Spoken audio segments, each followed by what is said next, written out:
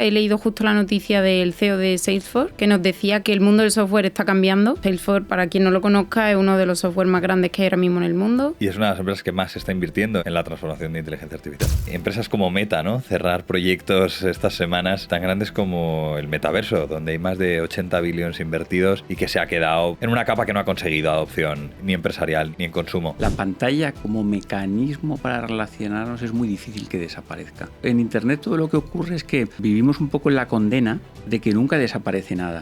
Es una historia de disrupciones, ¿no? Donde vamos metiendo elementos. Pero es un gazpacho el resultado final. Es un medio raro, Internet. Es una de las cosas que posiblemente cuesta más asimilar. La IA necesita que le bajes lo que tú llamabas, ¿no? Esta nebulosa de abstracción, acercándote a ella.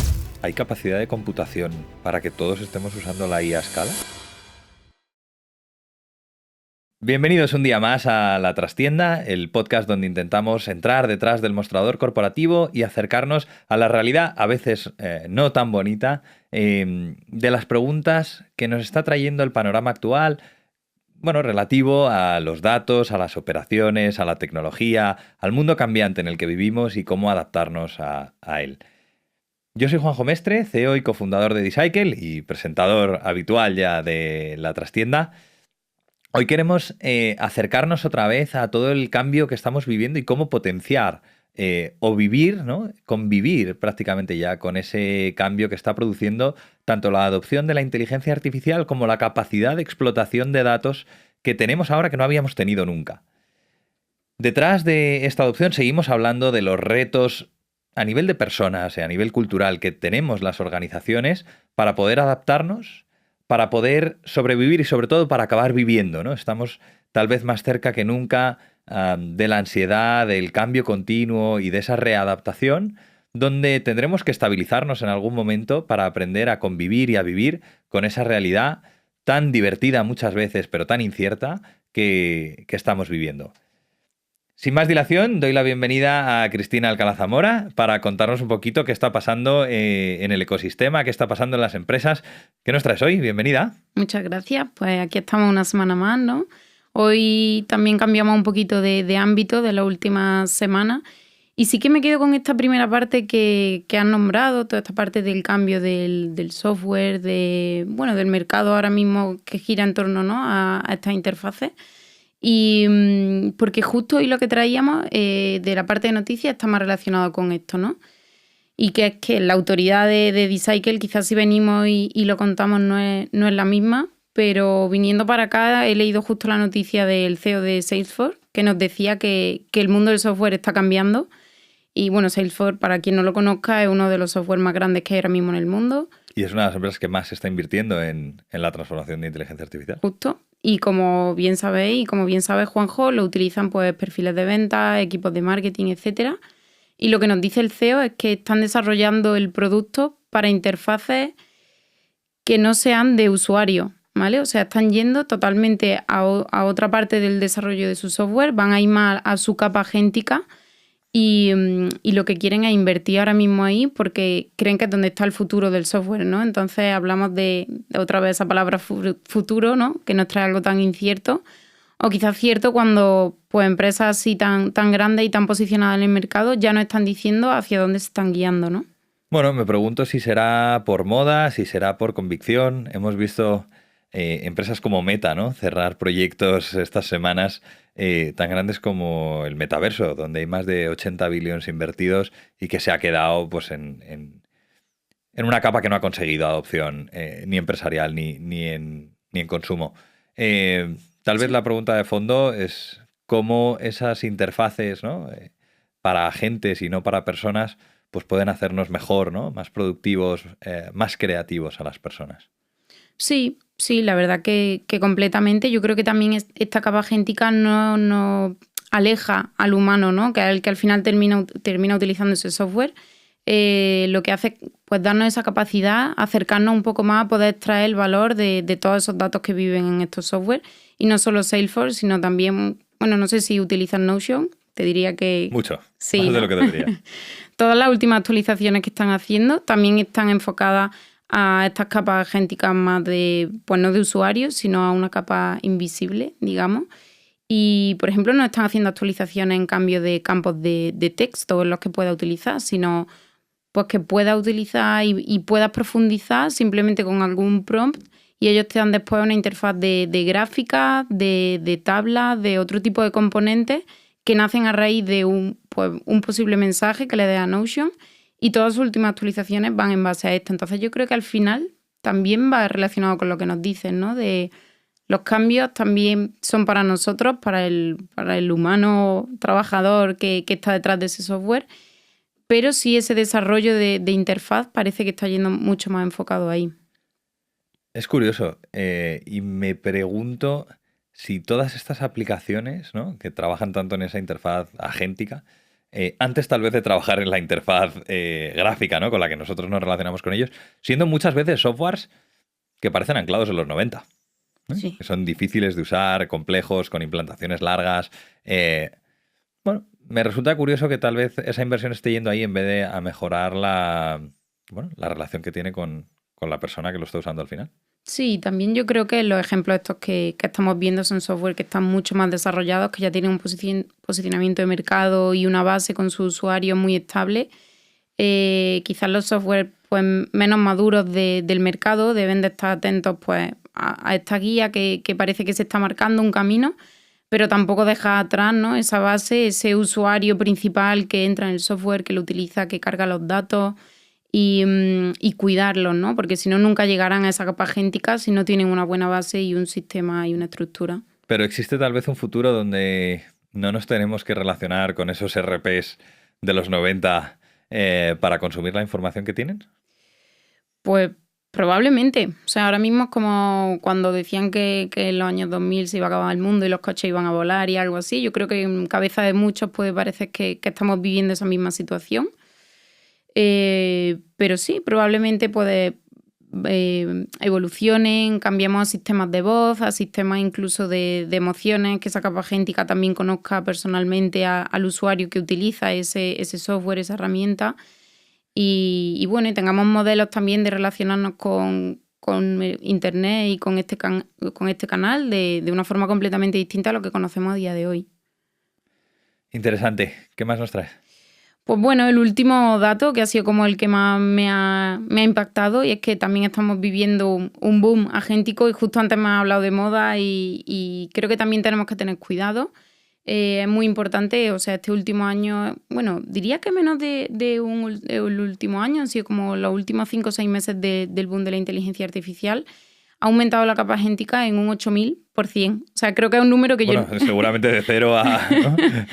Yo es un número que no había visto jamás, como de incremento, pero después también hablan de mucha parte de miedo, de desconfianza, de que toda esta capa agéntica también está aumentando los tiempos de revisión de trabajo, porque bueno, tanto los perfiles técnicos como no técnicos no se fían del todo todavía de las respuestas que le dan.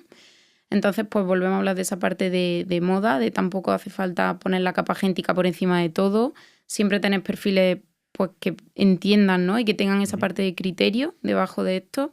Y bueno, cerca de eso parece que tal vez tiene cada vez más valor las personas que entran a revisar que esos agentes están funcionando bien, ¿no?, que entran a darle, vamos a decir, el sello de garantía de esa información con la que se está tratando. Muchas veces queremos poner aplicaciones, programas, softwares encima de procesos complejos e incluso de procesos delicados, ¿no? A veces en espacios, en equipos de legal, de calidad, bueno, o financieros, donde un error del 1% es grave, ¿no?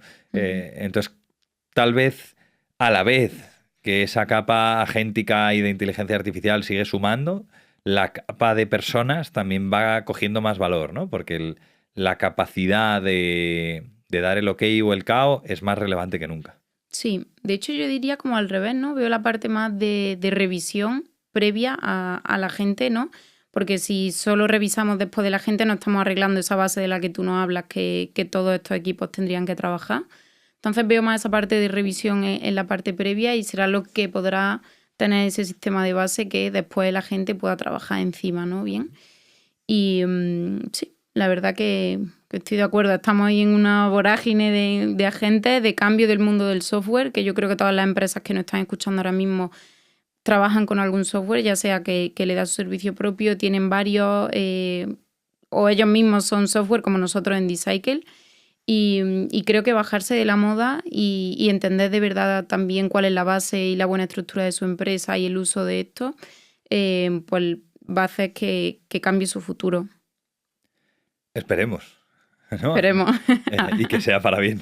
Y que sea para bien. ¿Nos traes algo más? Pues yo creo que por esta semana tenemos todo. Vamos a recoger, si te parece, estas preguntas sobre moda, sobre el diseño, ¿no? O el futuro de las interfaces, sobre si este nuevo mundo del software nos hace más libres, más productivos, más creativos o menos, para la conversación que vamos a tener luego con el invitado de hoy. Muy bien, pues a ver qué nos cuentan. Fenomenal. Gracias, Chris. Gracias. Pues así las cosas, hoy tenemos la suerte de estar acompañados por Íñigo Medina. Uh-huh. Íñigo Medina tiene en sí una conjunción atípica, pero que nos gusta mucho en la trastienda, que es la unión del tecnólogo, que encima trabaja con datos de sostenibilidad y datos de operaciones, con la capa de la filosofía. Y además tal vez el interés antropológico, cultural, científico. Lo cual, bueno, pone las expectativas en un sitio, pero prometo una conversación que creo interesante. Íñigo y yo trabajamos juntos, nos conocemos desde hace varios años. Eres mi jefe. Y yo he sido tu alumno, Sí. lo cual entramos aquí en una dicotomía curiosa. Pero bueno, trabajamos juntos oficialmente. Y juntos pues intentamos construir y dibujar las líneas del futuro del software de la inteligencia operacional, los datos de sostenibilidad y cómo se entremezclan, ¿no? Y cada vez se van difuminando más las barreras entre qué es una cosa y qué es otra, ¿no? Entre qué es sostenibilidad, qué es operaciones. E incluso parte de la conversación en la que estamos ya prácticamente habitualmente es cómo se van desdibujando las barreras del software. Uh-huh. El software tradicional creo que se ha intentado, lo hemos intentado encajonar dentro de las aristas de una pantalla, ¿no? Bueno, es donde nació, ¿no? Y tiene sentido. O de una pantalla o de un canuto, pero digamos que lo digital siempre ha estado en algún tipo de marco. La pantalla ha sido la más popular, eso es verdad. Multipantalla, multidispositivo y tal, sí. Parece que ahora en la conversación cada vez es más popular empezar a pensar hacia lo que llaman el fin de las interfaces, ¿no? Y tal vez el software como servicio, ¿no? Y todas esas abstracciones. He escuchado a muchos CEOs en eventos hablar un poco sobre cómo sus modelos de software se van a ir transformando hacia el servicio y donde la interfaz potencialmente puede desaparecer. Yo aquí tengo una opinión tal vez curiosa, ¿no? Creo que las personas pensamos de dos formas. Antes de grabar estábamos hablando sobre la dicotomía entre la poesía y la caña, y creo que en el fondo tenemos dos formas de pensar, ¿no? Una poética y una prosaica, una imaginativa y una descriptiva, ¿no? Una mimética y una experiencial, donde disociamos esas dos formas de pensar, y el software tradicionalmente nos ha llevado a esa forma de pensar, vamos a decir, visual, ¿no? O a esa forma de relacionarnos con las pantallas desde lo visual. Pero cada vez esa disyuntiva, ¿no? En la que nos ponemos si van a desaparecer las interfaces, es decir, la forma con la que tradicionalmente nos relacionamos y lo intentamos circunscribir al software empresarial, ¿no? ¿Va a desaparecer o no? Y sobre si las formas de pensar que tenemos las personas correlacionan con las formas que toma el software. Ya. A ver, es que lo de pantalla da mucho de sí. Pero claro, tú cuando estás hablando de pantalla estás pensando en esto de software empresarial. Te estás imaginando a alguien que está utilizando algún tipo de ratón, ¿no? Una interfaz gráfica y tal. Pero la realidad es que incluso aunque hagas cosas de servicios, imagínate un caso en el que no encaja demasiado en eso, ¿no? Alguien, yo qué sé, alguien que viene de tecnología, que básicamente consume datos, ¿no? En un equipo y que tiene que buscar patrones en logs para encontrar un error o algo parecido. Esa gente también trabaja en pantallas. Entonces, la pantalla como mecanismo para relacionarnos es muy difícil que desaparezca, ¿vale? Que haya otro tipo de interfaces, la interfaz de voz, la interfaz de una API, ¿no? Que hagan cosas puede ser, pero posiblemente le ocurra como en Internet todo lo que ocurre es que vivimos un poco en la condena de que nunca desaparece nada. O sea, cada nuevo paradigma que hay, cuando en los 60 empiezan a conectar en ARPANET, ¿no?, los nodos y tal, al principio es verdad que se vivían más como conexiones de información que no tenían demasiado reflejo visual, pero tenían algo. Cuando luego evoluciona y se empieza a montar lo que conocemos ahora más o menos como browsers, ¿no?, los primeros que ni siquiera eran los browsers nuestros, la pinta que tenían ya era un poquito más que la anterior, pero tampoco mataron a la anterior. Es decir, las interfaces de tipo mail, que corren un protocolo distinto, las de FTP, las de SSH, todos estos protocolos también iban corriendo por debajo. Cuando luego sigue evolucionando y sale, por ejemplo, móvil, al principio se intenta como meter en móvil el paradigma anterior, que era, bueno, si antes era así de grande lo vamos a meter en pequeño, pero resulta que móvil traía una nueva realidad, los marketplaces de móvil, los dispositivos, ¿no? Y en cada uno de estos paradigmas hay mucha gente que espera liberarse del anterior. Podríamos ir luego con Google como interfaz primera para encontrar información, tal, y lo que nos sucede es que se van acumulando. Es decir, que las personas en 2026 tenemos todo lo anterior. Cuando viene la inteligencia artificial ahora hay gente que dice, bueno, Google, el buscador morirá y tal, tampoco muere. Tenemos a nuestro pequeño Google de voz, a nuestro pequeño Amazon de voz. Tenemos algunos dispositivos que ahora sí que empiezan a permitirnos ver cosas de otra forma, en modo de logs, pero simplemente lo que hacemos es tener que tener más carga cognitiva para manejar más cosas. Entonces, hacia lo primero, si las interfaces van a morir y tal, yo siempre sería muy escéptico porque si miras la historia de estos últimos 60 años, nada muere, las proporciones cambian, ¿vale? Por ejemplo, el móvil tiene mucho peso, pero el móvil tampoco mató el desktop, ¿vale? De hecho, el desktop ha habido veces que ha tenido hasta como un repunte. Los Smart TVs y todo este tipo de cosas tampoco mataron algunas cosas que decían que iban a matar, que entonces íbamos a interactuar con la tele, ¿no? Por ejemplo, LG sacó hasta un sistema operativo propio con su puntero y la idea era que tú ibas a hacer en la tele las cosas que hacías fuera. Entonces, es difícil que en esto que conocemos como medio digital, ciberespacio, internet, el nombre que le queramos poner, desaparezca algo. Ahora, que se van a ver enriquecidas las interfaces, eso seguro, ¿vale? Y que incluso algunas interfaces que pensábamos que estaban ya, que eran obsoletas, por ejemplo las terminales, están ahora en un renacimiento, porque buena parte de los productos que montan LLMs, ¿no?, Anthropic y compañía, han sacado sus primeros productos en terminal. Y la terminal para mucha gente era algo de Unix de los años 60, o sea, como la pieza de un sistema operativo más, sí, como más obsoleta, ¿no? Y sin embargo ahora están todas enriquecidas de información que aparece en colores, de bien espaciada, bien mostrada, ¿no? Y han empezado a tener un repunte. O sea que yo sería escéptico. Ahora, en el software empresarial nos pasará que hay gente que igual que manejaba el ratón, de pronto manejará la voz, dirá un comando, pasarán cosas tales o posiblemente. Sí. Tal vez no sé en qué proporción. Tal vez me pregunto, ¿no? Porque de fondo es una historia de disrupciones, ¿no? Donde vamos metiendo elementos, es una carretera en la que vamos metiendo... Sí. Pero es un gazpacho el resultado final. ¿En qué sentido? Internet es un gazpacho, es lo bonito. Sí, va a ser el titular de la conversación, ¿vale? Hagamos, ¿no?, bandera del gazpacho. Digo gazpacho cualquier cosa que entiendas, o un ramen. Es un medio raro, Internet. Es una de las cosas que posiblemente cuesta más asimilar. Hay cosas que han sucedido en el siglo XX, por ejemplo, todo lo que tiene que ver con comunidades open source y tal, que ahora están además sufriendo. Hay un buen libro que se hace un par de meses, sacó un libro investigando hasta qué punto las contribuciones en open source han empezado a cambiar con la IA, claro, porque se han visto afectadas.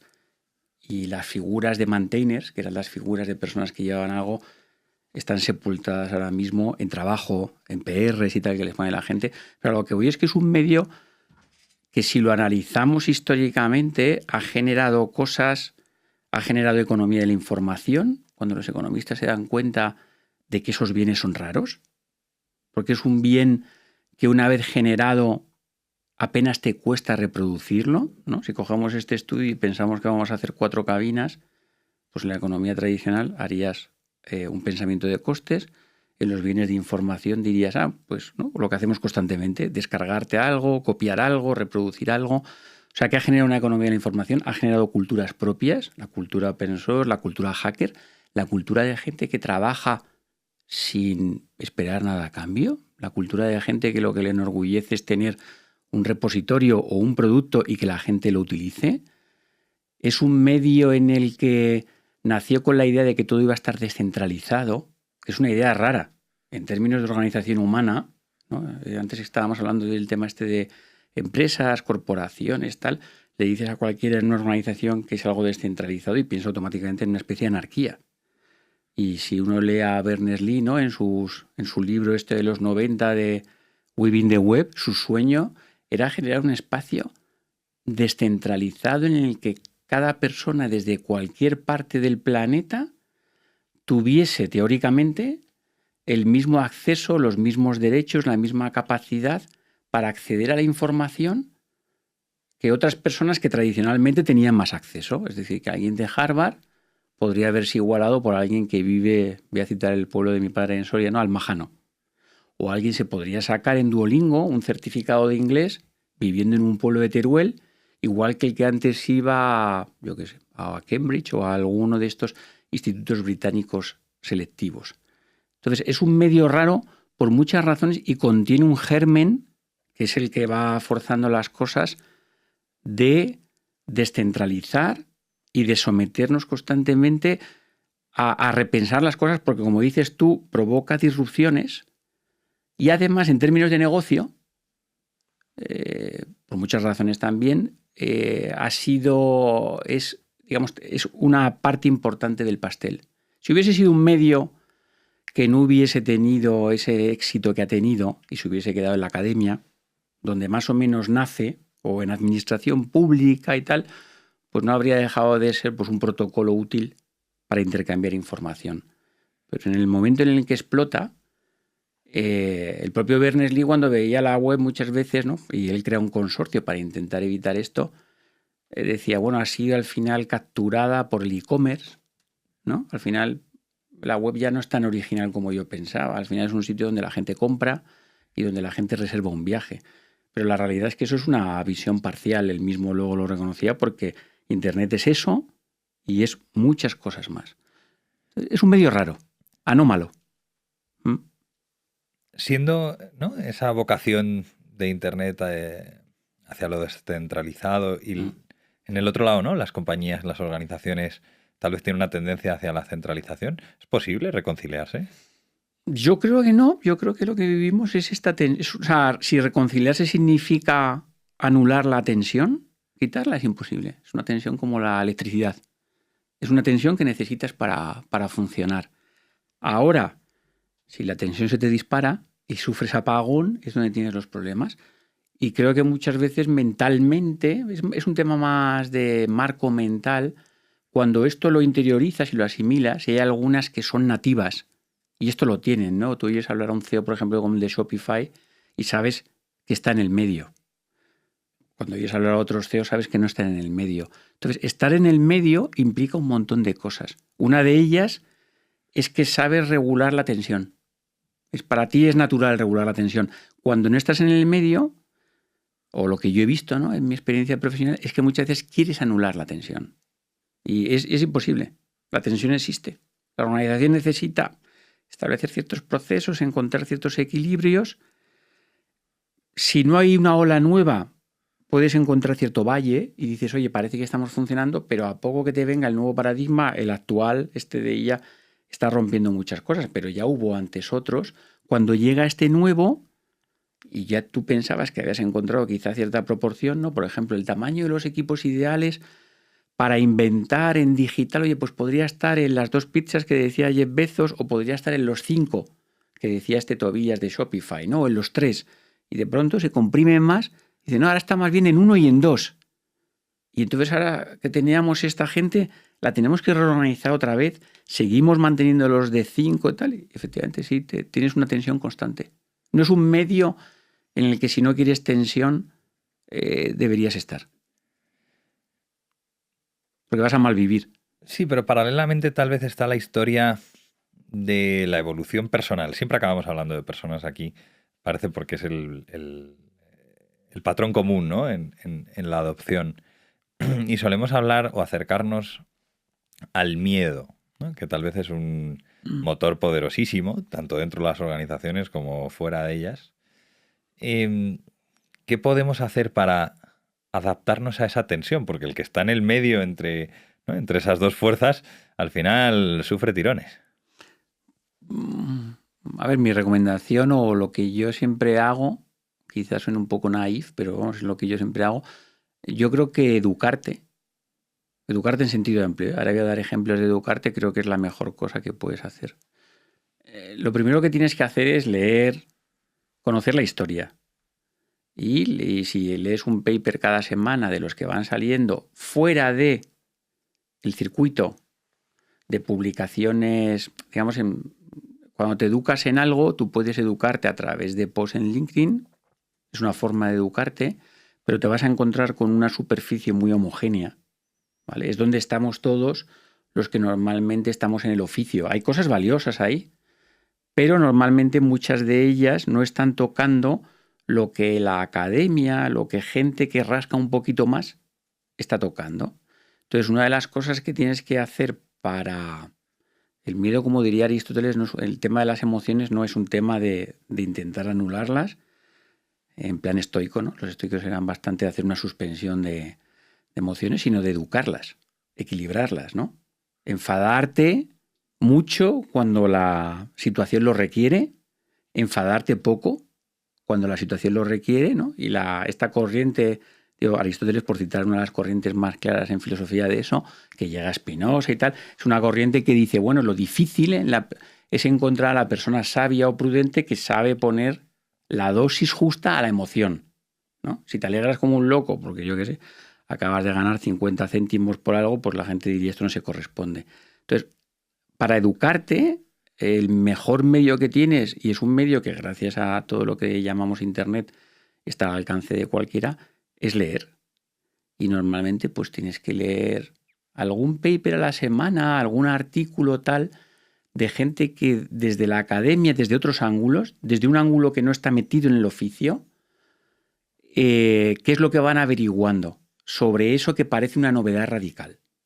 Lo puedes hacer a través de libros también, pero como normalmente los libros tardan un poco más llegar, yo diría tal. Entonces, por ejemplo, en la IA, pues puedes encontrar economistas que hacen buenas reflexiones sobre, en la serie histórica de impactos tecnológicos respecto a la fuerza laboral y ese tipo de cosas, cómo ven la IA. Y entonces vas a tener una perspectiva que ya no va a ser la IA va a quitar todos los puestos de trabajo, o la IA no va a quitar ningún puesto de trabajo, o la IA es el fin del mundo, tal, sino que vas a encontrar una perspectiva más de, oye, en la serie histórica, cuando surgieron los coches de motor y tal, y Estados Unidos empezó a industrializar, hubo un impacto en profesiones, pero se desplazaron, no hubo más paro, sino que hubo un desplazamiento, la gente tuvo que empezar a formarse en eso. Tal. Entonces, yo diría que la primera, y que es una bendición lo que tenemos ahora mismo, es hacer esta lectura.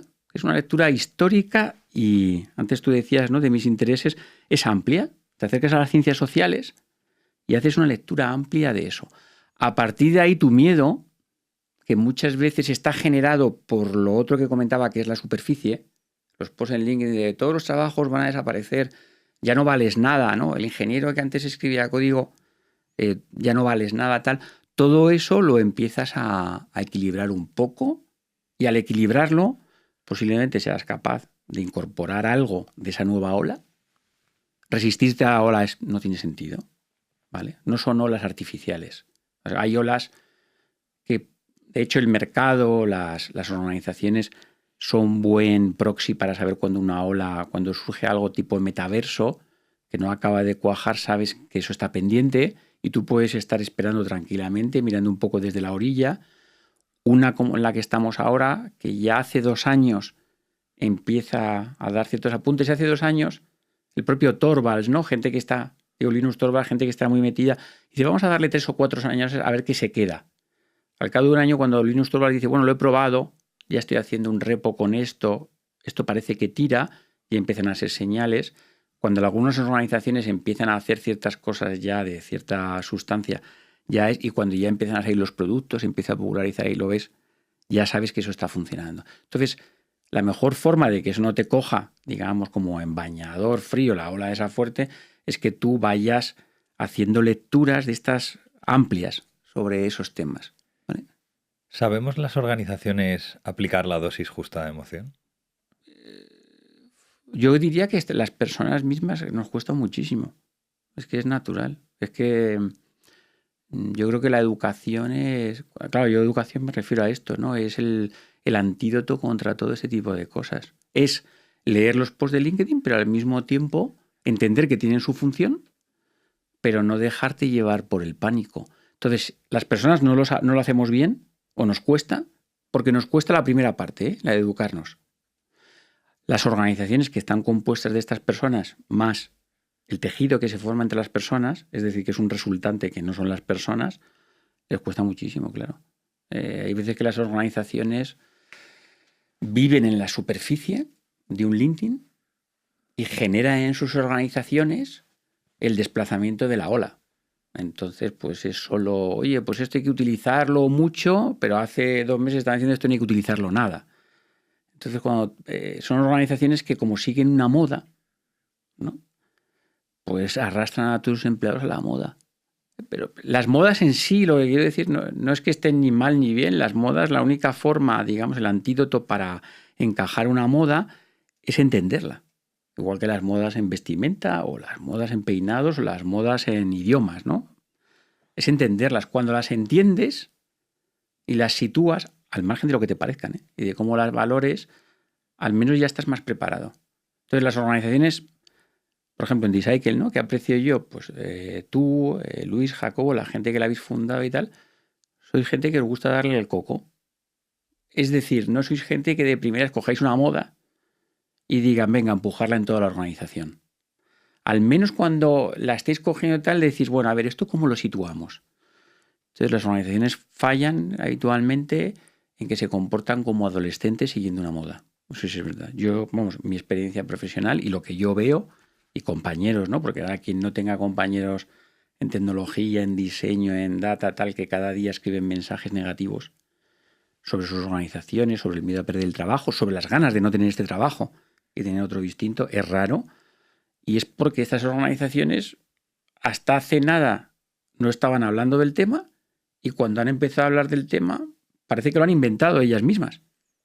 Entonces ahí es verdad que se produce una esquizofrenia y es un adolescente siguiendo una moda de una manera muy fuerte, muy irracional. Y el antídoto es la educación.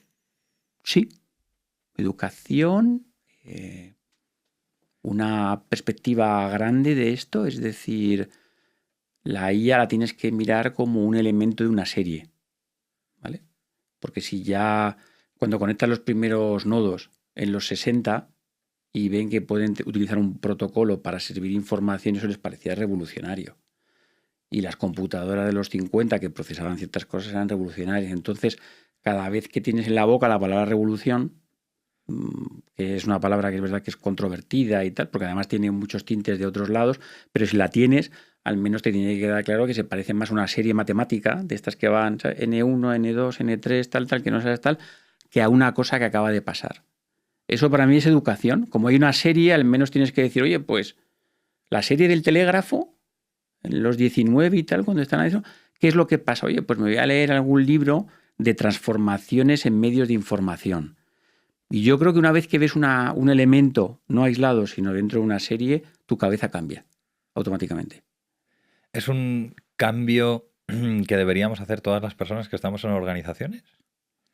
Las que estamos en organizaciones cuya vida financiera, su salud y tal, eso, está basada en poner algo en ese ciberespacio y que a cambio de eso recibas un retorno, tenemos más necesidad que el resto. No porque el resto no tenga necesidad, el resto también, pero les llegaría con una frecuencia mucho menor, ¿vale? O sea, una persona natural en sus 80, 90 años de vida, salvo que haya vivido alguna revolución ya de tipo política y tal, los cambios de estructura y tal le llegarían con mucho más tiempo. A las personas que estamos dentro de eso nos pueden llegar, si se acelera mucho la cosa, cada 3 años, cada 4, y cuando llegan hay veces que se produce un acelerón que tarda en asentarse un par de años. Entonces sí, las que estamos dentro seguro. Ese miedo del que hablabas, ¿no? Y a los que leemos todos los días posts en LinkedIn de que esto es el fin del mundo, ¿no? Y que nos vamos... O el principio del mundo. Bueno, pero porque eres un optimista... No lo digo, y no me refiero a que yo lo diga que sea al principio. Lo que quiero decir es que hay muchos que escriben desde el adanismo natural de Internet, que es el principio del mundo. Sí. También, pero me da lo mismo, ¿no? Eso generalmente tiende a producir una serie de resistencias que luego miramos, ¿no? Hablábamos en el último episodio del informe del MIT, donde dice, ¿no?, que el 98% de los proyectos empresariales de aplicación de IA se habían quedado en pilotos que no habían conseguido mover nada, ¿no? Entiendo que en ese mover hay que lidiar con las resistencias, esos directores de innovación, de tecnología, de operaciones, que están intentando, CEOs, ¿no?, que están intentando impulsar la adopción de un cambio que no conocen bien, es decir, independientemente de que sea un adolescente impulsando, ¿no?, Sí. Siguiendo una moda, están intentando impulsar y se encuentran con muchas reticencias internas, tal vez, ¿no?, de esta sensación de miedo que hemos cogido de fuera. Sí, sí. A ver, es que el que está intentando impulsar algo dentro de esto, ¿no?, sin saber muy bien qué es lo que tiene que impulsar, y a veces buscando la innovación por la innovación, porque en esos casos que tú estás comentando tal, es verdad que ahí es bastante difícil. Por ejemplo, en un D-Cycle lo encajas más dentro de el propio negocio de la empresa, el propio producto. Y entonces tu marco de juego es más pequeñito, pero si en D-Cycle nos hubiésemos planteado hacer innovación por innovación, pues habríamos acabado en ese report del MIT, ¿sabes? Como un fracaso más, porque las anclas en Internet son especialmente útiles, ¿vale? O sea, ¿a qué agarras algo ya en general, sin IA y sin estar en una ola nueva de disrupción? Ya son importantes porque el material es casi el material de los sueños, ¿no? Yo siempre utilizo esto en D-Cycle también de la máquina de los sueños, ¿no? Hay una máquina de los sueños en cada una de las empresas que tiene un producto digital, que hay veces que parece que podría serlo todo y hay veces que no vale nada. Entonces, si ya es así, cuando estás en una ola, se te puede desparramar completamente. Tienes que encontrar ese ancla. Si tu ancla es un marco donde dices la verdad está en los clientes, el problema de los clientes, las oportunidades, tal, tienes un ancla muy buena. Pero si tú estás en innovación y lo que tienes que hacer es impulsar algo de innovación utilizando esa nueva ola, no es raro acabar en algún report en que ha terminado porque hay muchos cajones llenos de proyectos de todo tipo de cosas, de futuros, de innovaciones de tal, de móvil en su momento, de marketplace de teles, ¿no?, de metaverso. Es natural. Hemos visto muchos Amazon ¿no? Sí. Amazon local de esos está lleno el cementerio empresarial. Hemos visto en D-Cycle, he vivido en primera mano, lo que llamamos la evolución por irradiación o por contagio, ¿no? El cambiar... Nuclear. Sí. Cambiar la perspectiva de muchas personas alrededor de un problema lo suficientemente abstracto como para no tener una definición tan concreta. No puede ser adopta la IA, ¿no? Coge la IA, ¿no? La IA es una abstracción lo suficientemente compleja como para que no signifique nada. Pero hemos vivido una evolución de muchas personas que han pasado de escépticos a abanderados. Sí. Cuidado con los conversos. Bueno, España es un país de conversos. Sí, digo. Pero, ¿qué podemos qué podemos hacer, ¿no? ¿Cómo podemos acercarnos a hacer esa irradiación dentro de nuestras compañías? Ya no solo de D-Cycle, ¿no? Pienso en perfiles potentes, gente muy buena, que hay dentro de los equipos de tecnología, de innovación, de operaciones, de sostenibilidad, que necesita impulsar estos cambios dentro de sus equipos, pero se sienten tal vez atrapados por esa resistencia. A ver, si tienes el ancla que comentaba yo antes, si vamos a asumir que tienes el ancla, ¿vale? Para hacer, digamos, el modelo como más sencillo, porque yo los dos factores principales que veo es como es un problema de ese tipo de los que tú comentas, que son estos problemas débilmente definidos, ¿no? Con los que lidia la política también y tal, que es, no sabes muy bien esta abstracción qué es lo que es, te viene bien tener un ancla sobre eso. Entonces, ese es uno de los factores. El otro factor, lo que permite la irradiación, por decirlo así, es, y que puede venir beneficiado ahora con la IA, es que las personas que tienen que impulsarlo no tienen que haberse alejado demasiado del material. O es el momento, si se han alejado mucho, de volver al material. ¿Eso qué quiere decir? Que tienen que ser las primeras personas que empiecen tocando algo de eso, ¿vale? Porque la historia de esto que hablamos de compañías digitales, tal, eso ha llegado a estar muy llena de personas que desconocían el material. Hay una parte que es desconocerlo, hay otra parte que es no tocarlo, ¿vale? Ha habido veces que lo desconocían porque no lo tocaban, ha habido veces que es que ya hacía tanto tiempo que no lo tocaban que ya se habían desconectado de él, ¿no? Entonces, en tocar el marco, ¿qué quiere decir con tocar el material? Pues que una cosa, por ejemplo, Smart TVs. Pues en Smart TVs, que es otro paradigma que también tiene su... las televisiones han vivido una historia paralela a Internet, haciendo una especie como de guerra de navegadores parecida a la que hubo en los desktop y tal. Pues el Smart TV tú puedes tenerlo simplemente como una idea, tal eso, o puedes tocar un poco. Puedes tocar significa qué están haciendo las compañías cuando sacan sistemas operativos, qué tipo de browsers utilizan, están buscando estándares o no. Puede ser incluso llegar a tocar el código o no, o puedes llegar a conocer un poco cómo se hacen releases. Entonces, los managers que tienen algo de innovación, alguna obligación de impulsar innovación, yo diría que en este momento de IA y tal, lo que más les conviene es tocar el material, ¿vale? La IA necesita que le bajes lo que tú llamabas, ¿no? Esta nebulosa de abstracción, acercándote a ella. Y al acercarte a ella, desmitificar algunas cosas, mitificar otras, porque a lo mejor te sorprende lo que hace, y que la referencia de un LLM, por ejemplo, no sea simplemente, pues eso, un nodo ahí puesto en algún slide o en alguna presentación, sino que para ti signifique algo, porque cuando has hecho alguna prueba y has visto que utilizando el LLM-A y el LLM-B o el C hay cambios. O, por ejemplo, el otro día estaba hablando con una amiga y le sorprendía que le dijera que la capa que actúa entre el LLM y ella, que es un producto, ¿vale? En este caso era Cloud Cowork, que es una capa compleja, ¿vale? Porque hay veces que cuando no te acercas a ese material acabas creando modelos mentales en tu cabeza muy simplistas.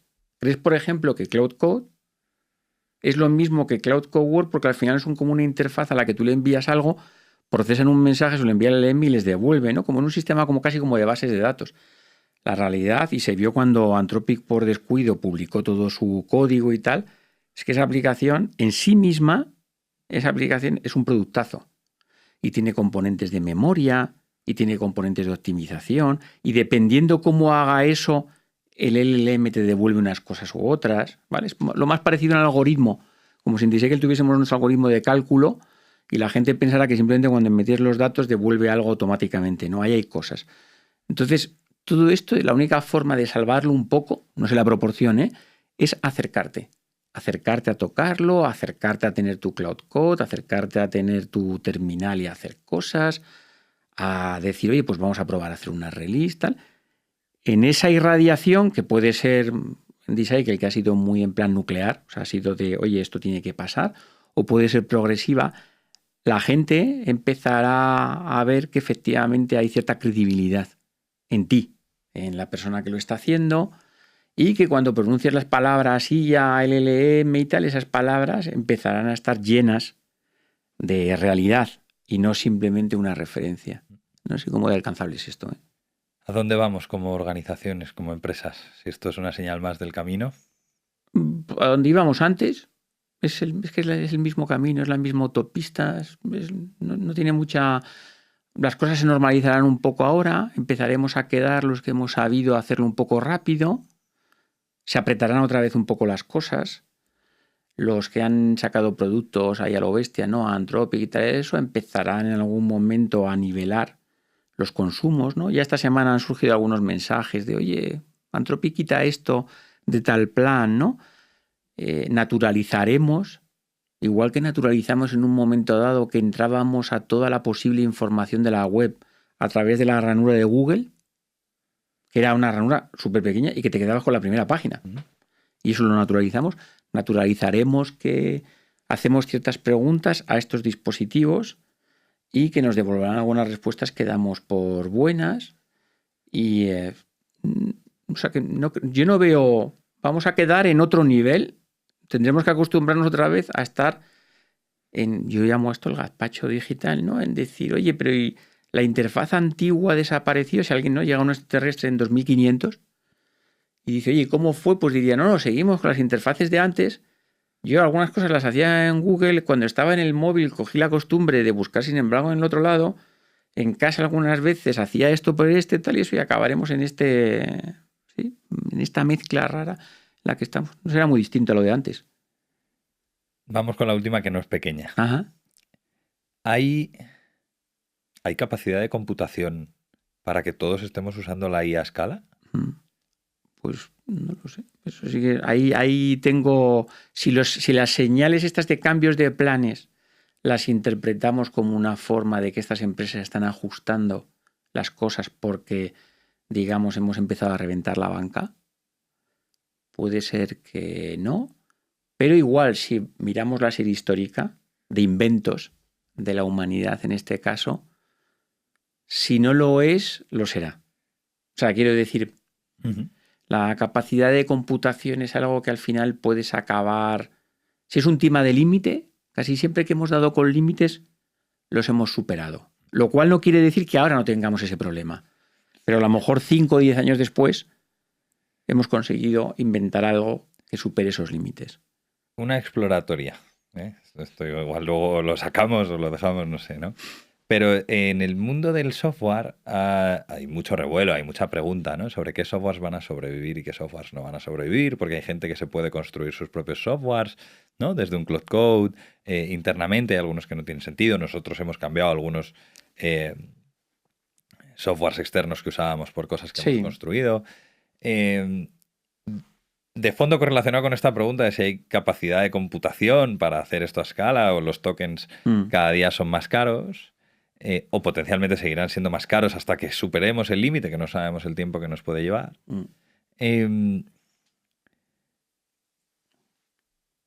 ¿Vuelve a tener más sentido el software que nunca en el sentido de ser un optimizador de tokens? Sí, también, sí. Sí, lo que pasa es que donde las cosas están rompiéndose, digamos, por la parte de lo que sería límite, es por agentes. O sea... Que claro, que luego se traduce en tokens, ¿no? Pero quizá una de las cosas que no estaba tan... Bueno, hay muchas cosas que no estaban en la cabeza de nadie, de los que están incluso impulsando el cambio, era que fuera a haber un uso tan masivo de agentes, ¿vale? Y que esos agentes a su vez fuesen consumidores, ¿no? Muy heavy de estos tokens. Es verdad que el software podría convertirse en una forma racional o en una forma ordenada, ¿no? Bueno, y ya con cierta información de base, donde no todo empieza de cero. Sí. Yo de todas maneras que la tesis de todos somos protestantes, ¿no? Si estamos en la Revolución Protestante o todos somos católicos, esta tesis de todos somos builders no tiene ningún peso si la miramos en la serie histórica. Es verdad que la serie histórica de esto que llamamos este medio digital ha ido creando más builders, más.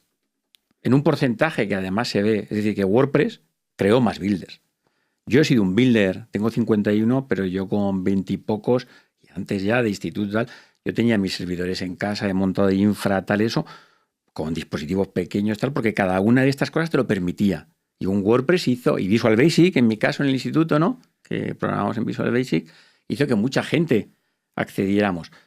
Pero que haya un porcentaje más, que es lo que tienes que hacer cuando te educas en la serie histórica, no quiere decir que todo el mundo vaya a ser builder. No tiene ningún sentido. Nunca ha sucedido eso porque siempre hay una necesidad de que otros hagan algo por ti, ¿vale? Es decir, siempre una organización cuando acaba sintetizando algo en un producto y tal, si funciona, por ejemplo en nuestro caso de eCycle, es porque a esos clientes a esa escala, con sus casos de uso y tal, les merece la pena ir por ahí.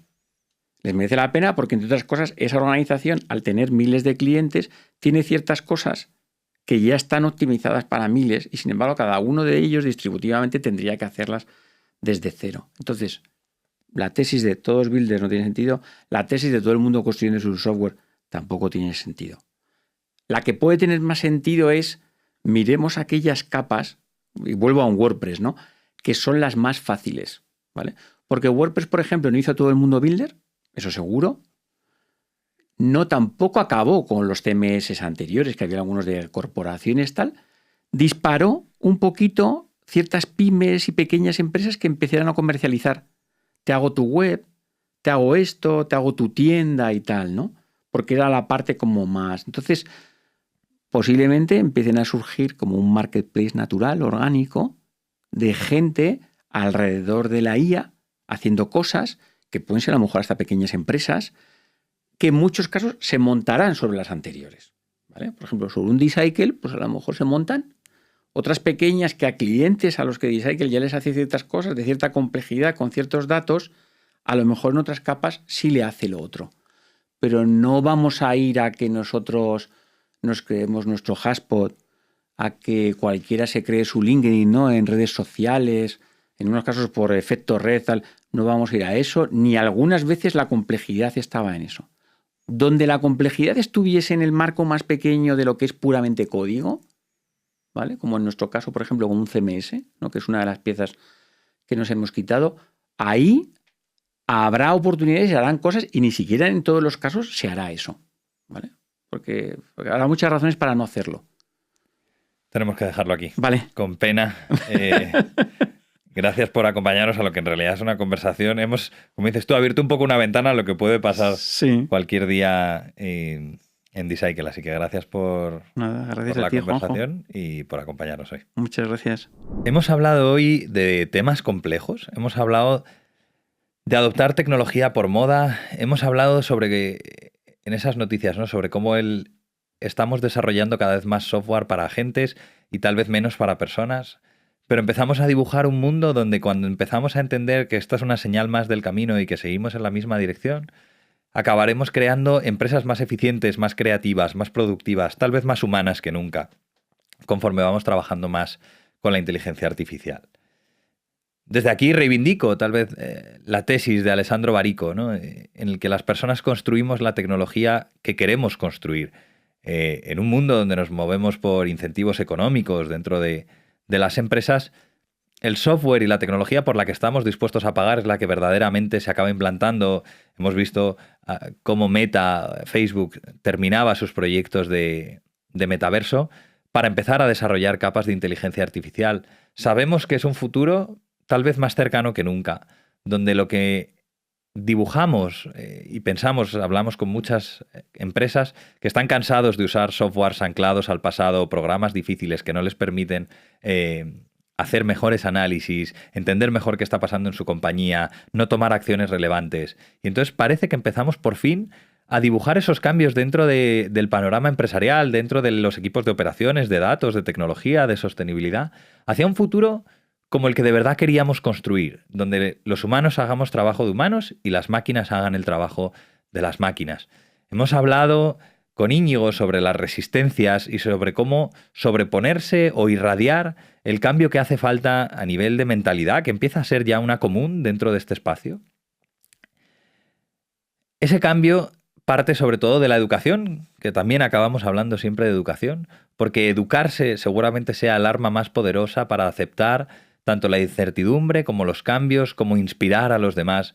Y creo que este en concreto es uno de los cambios donde la inspiración es más necesaria que nunca, porque hay que rebatir con esa inspiración el miedo. Espero dejarte algunas preguntas, tal vez, como siempre, humildemente, preguntas más difíciles, más abiertas y más complejas que con las que empezamos el episodio. Muchas gracias por acercarte a La Trastienda y te esperamos en el siguiente.